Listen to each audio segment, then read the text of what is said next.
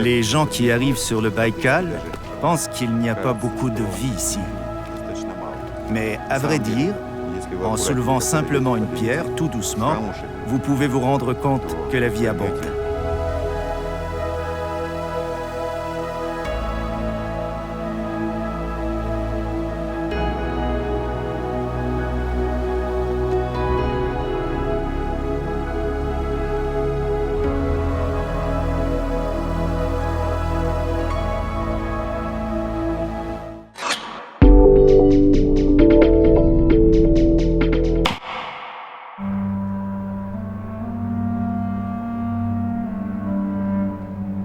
Situé au cœur de la Sibérie, le Baïkal est le lac de tous les extrêmes.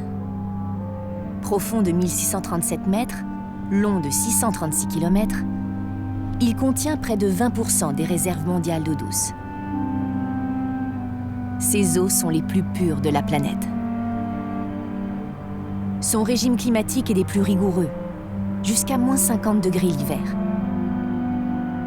Mais ni la glace, ni le vent d'un hiver sans fin ne font obstacle au développement d'une vie animale et végétale unique au monde. Dans cette nature à la fois grandiose et hostile, des hommes et des femmes ont choisi de vivre une existence hors du commun.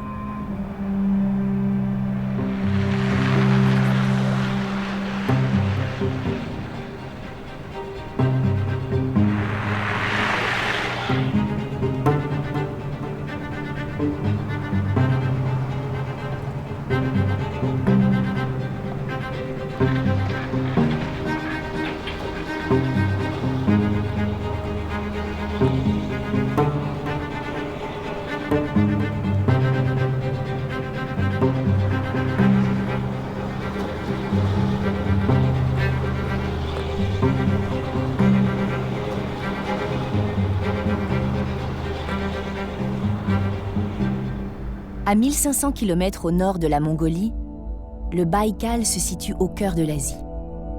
Il contient autant d'eau que tous les grands lacs américains réunis. Quand ils parlent de lui, les Russes l'appellent la Grande Mer sacrée. Depuis plus de 20 ans, Sacha Yakovlev le parcourt de long en large.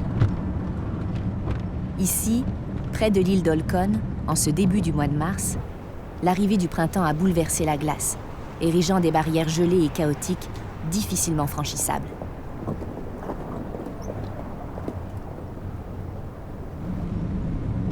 Transporteur de marchandises et souvent seul lien entre les habitants du lac, Sacha sait quand il peut forcer le passage de ces obstacles ou quand il doit se résigner à faire demi-tour. Car la glace du Baïkal a toujours le dernier mot.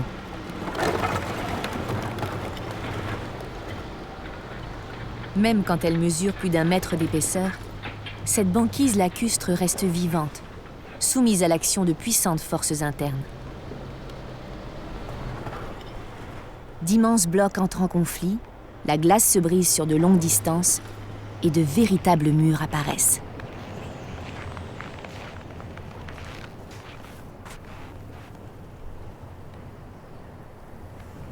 Ces barrières du Baïkal, on les appelle les hummocks glaciaires. Ces hummocks se forment très facilement. Quand le lac commence à geler, la couche de glace est arrachée par le vent qui l'emporte. Le vent amoncelle ainsi ces morceaux de glace à certains endroits et ça crée des barrières comme ça. Ce hummock est relativement petit, il y en a de plus épais. Dans ces cas-là, impossible de les traverser en voiture. Ces banquises verticales peuvent atteindre 10 à 12 mètres de hauteur. Mais elles ne sont pas l'unique danger qui menace les voyageurs. Des failles, qui peuvent s'étendre sur plusieurs kilomètres, apparaissent.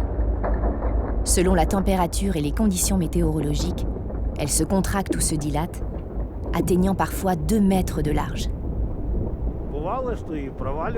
Ça m'est déjà arrivé de tomber dans l'eau. C'était le 26 avril dernier. J'ai roulé sur une ancienne fissure et, dans ces endroits, la glace disparaît beaucoup plus vite et devient très fragile. Et voilà, la voiture a coulé. C'était en plein milieu du Baïkal. Du coup, on n'a même pas pris la peine de la sortir.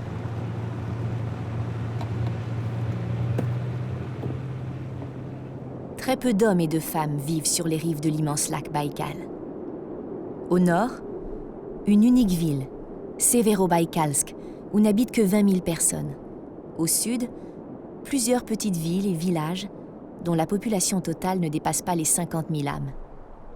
Entre ces deux extrémités, sur des centaines de kilomètres, aucune route et très peu d'habitants. Plus des 2/3 des rives du Baïkal sont totalement sauvages.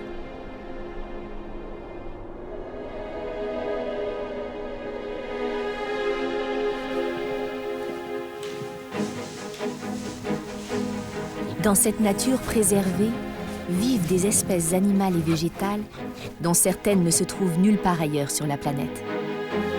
Comment une telle diversité a-t-elle pu se développer? Comment ces animaux arrivent-ils à vivre? Et quel rapport entretiennent-ils avec le lac Baïkal?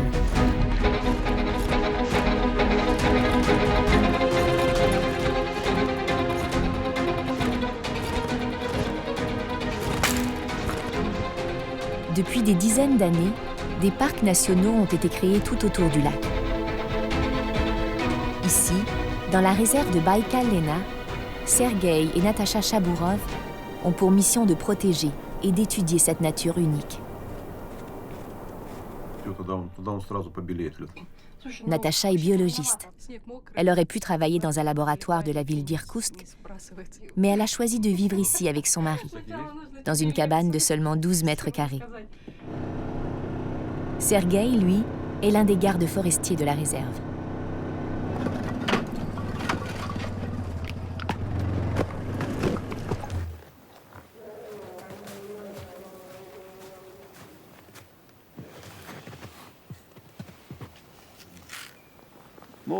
En regardant la hauteur et la taille de ces écorchures, je peux vous dire que c'est un ours de 4 ou 5 ans qui les a faites. C'est un ours de taille moyenne.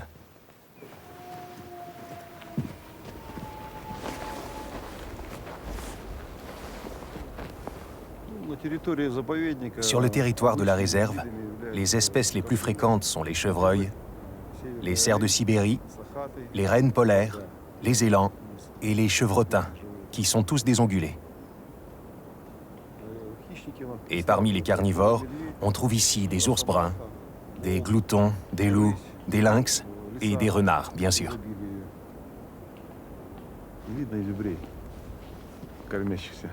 Là, on voit des cerfs qui se nourrissent sur la colline. Leur petit déjeuner va bientôt se terminer et ils vont tous partir se reposer jusqu'à ce soir.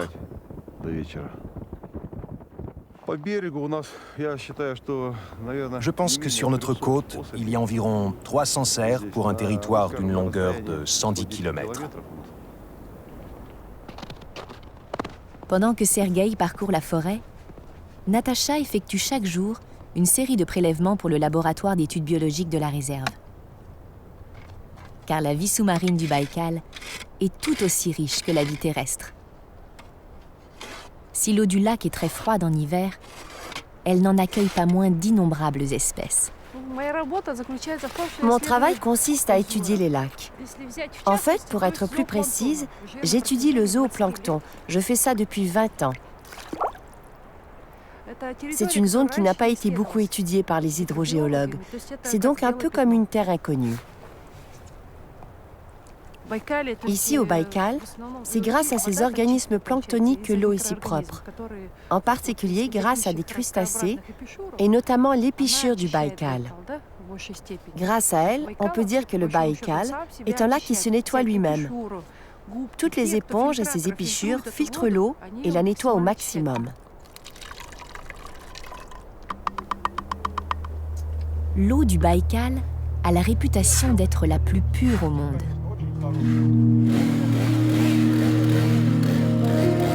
Les scientifiques se sont longtemps demandé comment le lac arrivait à se débarrasser de ces impuretés. Pour le comprendre, il ne faut pas hésiter à plonger dans une eau à 3 degrés.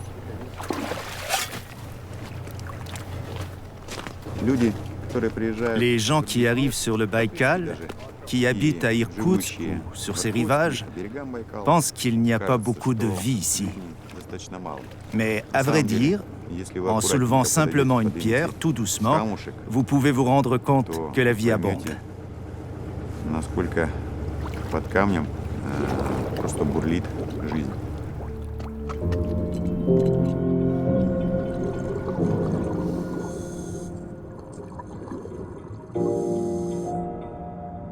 L'une des espèces endémiques les plus étonnantes du lac est une étrange créature appelée goupki. En les voyant onduler au gré des courants, on pourrait penser qu'il s'agit de végétaux aquatiques, mais ce sont, en réalité, des animaux primitifs. Des éponges d'eau douce, dépourvues d'organes, dont la couleur d'un vert intense provient d'algues avec lesquelles elles vivent en symbiose.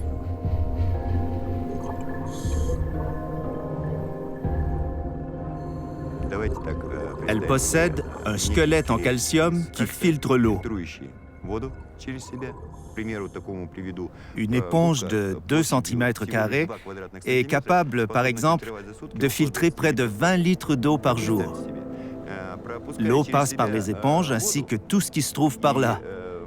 Par exemple, des résidus organiques, des restes d'algues ou d'autres organismes morts. Tout cela se tasse à sa surface et, évidemment, les pores par lesquels l'eau transite et se filtre se boucheraient s'il n'y avait personne pour les nettoyer. Mais une quantité énorme d'organismes différents vit en nettoyant le corps de cette éponge.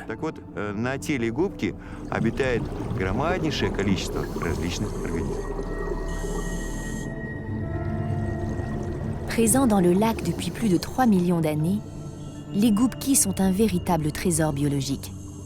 Sans eux, l'eau du lac ne serait pas aussi transparente.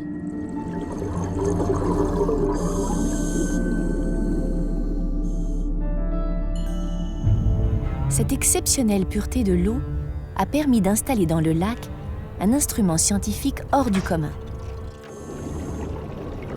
Composé d'un chapelet de sphères immergées, le Baïkal Deep Underwater Neutrino Telescope est un œil électronique braqué sur les étoiles.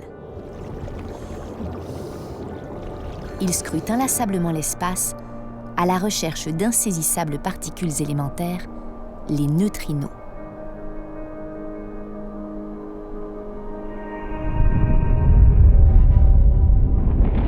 Ces particules, qui se déplacent à la vitesse de la lumière, sont émises par certains des événements cosmiques les plus spectaculaires de l'univers, comme les éruptions solaires ou l'explosion des supernovas.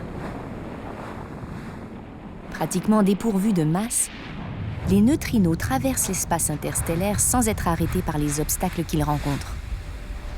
Lorsqu'ils atteignent la Terre, les neutrinos la traversent de part en part, ce qui les ralentit et permet leur observation.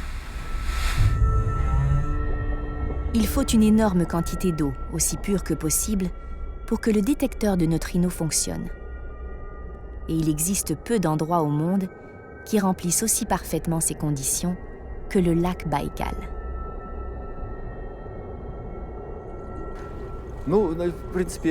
Pour pouvoir enregistrer, le milieu doit être très transparent, que ce soit de l'eau ou de la glace. Et l'eau du Baïkal est la plus transparente de tous les lacs du monde. C'est aussi le lac le plus profond. C'est le Baïkal, notre perle commune, qui a permis de recueillir ces informations scientifiques. Voilà. C'est pour ça que le Baïkal a été choisi. Immergé dans le Baïkal à plus d'1 kilomètre de profondeur, ce détecteur transformera peut-être, un jour, notre façon de voir l'univers. Les profondeurs du lac recèlent encore bien d'autres secrets. Certains ne sont connus que des géologues qui ont sondé les couches rocheuses qui se trouvent sous la surface gelée du lac.